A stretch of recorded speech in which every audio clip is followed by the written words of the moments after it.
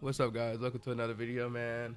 Yes, we're doing a little bit of a different format because I didn't want to just give y'all the video what they're saying. I want to give you guys my thoughts on it. So this will be a little bit different video, different format for Forza Horizon. IGN did an interview, of course, with Forza Horizon 6. They're doing it all month long. I said in my last video.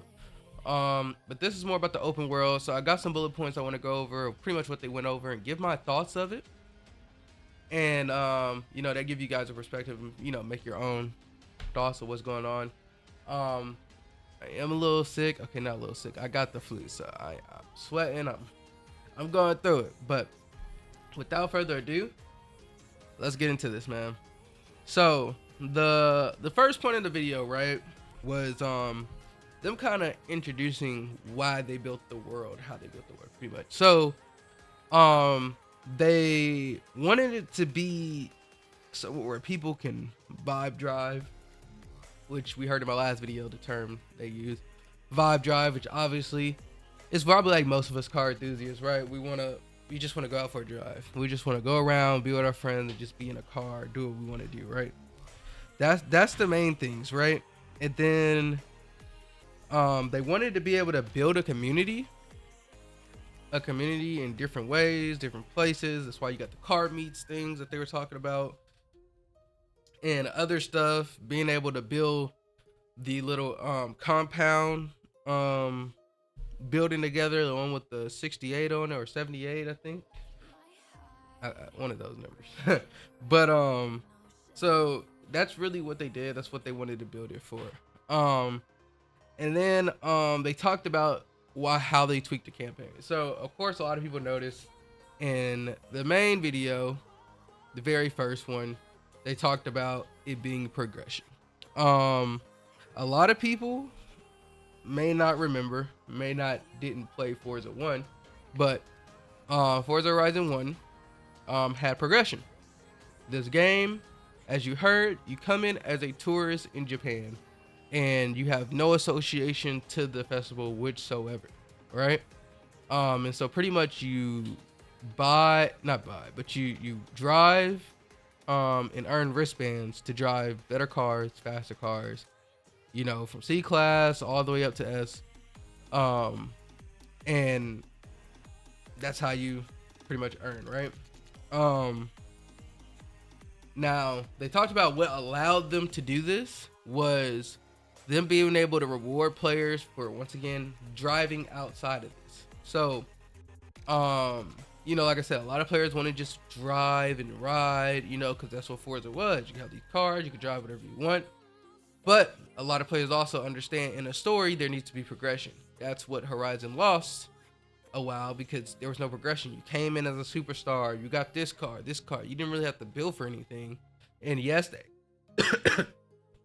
yes, in turn, that lets you drive whatever car you want in the open world, like I was just saying. But once again, it took away the progression of the game. You didn't really have a goal. Now, with them having things like time attack and drag racing and other things in the game, you get rewarded for. So then you could drive those cars outside the event in a whole separate way. And we're gonna get into those things next, right?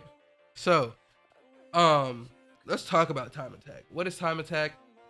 I talked about multiple times, but pretty much it's a track. It's a few of them that you pretty much just try to get the fastest time, right? And it's a drive on. So pretty much you see the track, you just drive up to it, you go around the track till you get right to the starting line while driving. And once you pass it, the time attack starts. Like, you're automatically in the race. You see the lines, it's gone. You have in-world leaderboards, of course. And it prioritizes your friends first. So, if your friend's beating your time, you can see it on the leaderboard and you can just, all right, let me get to it, right?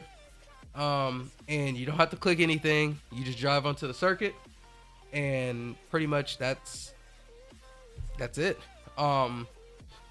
And he talked about also they have a special one on Legend Island.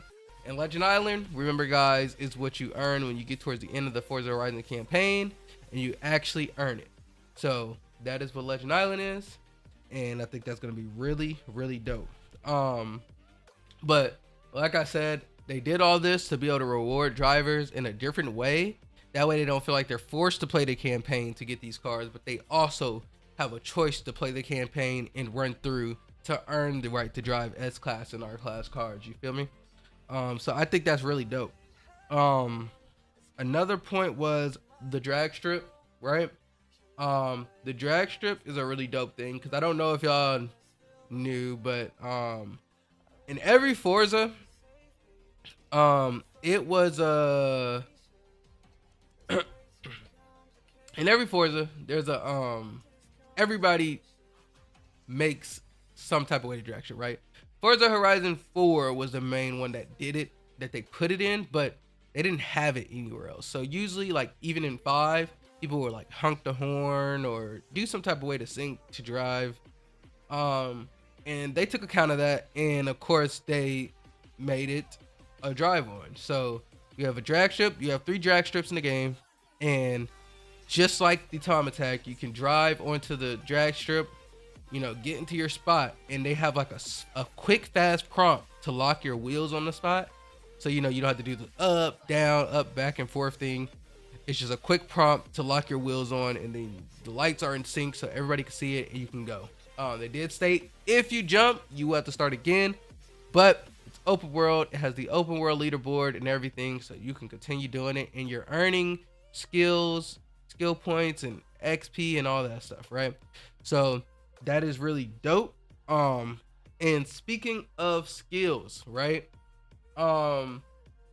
Skills in this game is always been kind of cool to me. Earning them is always something. Helps control cars better, this and that, and you're earning things. It's really dope. But they have a thing called link skills this year, and it kind of is an incentive of you just playing around people and playing with people. So let's say we're on time attack, or we're just driving and we're you know, a little circular highway bridge that they got that spirals down. Let's say me and my friend are just drifting around the entire thing. Well, guess what? Because I'm near him and we're both drifting, we both get a link skill for drifting. Don't know fully what it does. They didn't go into detail, but a link skill for drifting. Let's say we're on the drag strip together, right? And we're doing the burnout, of course, before we get it for burning out. We get a link skill for burning out together. So it seems kind of cool. And then he also talked about like they have a one where let's say it's 12 people and they just go barrel rolling. I'm guessing there's a spot to go barrel rolling with 12 people. And he's like, there's a link skill for that too. So that's kind of cool. I ain't gonna lie. And last but not least, they talked about the aftermarket cars. Now we've seen them on the trailers and things like that, and I had no clue how they were doing this. Of course, they got the hidden aftermarket cars, one that are at the houses and things like that, but they have other aftermarket cars. When you pull up to certain tracks and things like that, even time attack circuits, you can pull up to the time attack circuit and they'll put a car that you can afford and that you might need for this track in the front, and you can purchase it and drive with it. Like I said, it's not gonna be no crazy like cars based off of what you need and what you got. You feel me? So I think that's really cool with the aftermarket cars. Overall, they're for sure doing this to cater to both sides, people who just want to drive, and people who want a progression in the campaign, and I think they did really well. And honestly, I'm happy with that. Once again, it's still more details we don't know, especially about the little compound with 78 on it that you could build and your friends can walk through and go through from what they said. So it's a lot to it. I can't wait to see it, and they should be dropping another one next week. And so I catch you guys in the next one. And we out. Yeah, you see me down, but you know I'll never drown. You know I'll get back up on it somehow. Don't look now, here comes the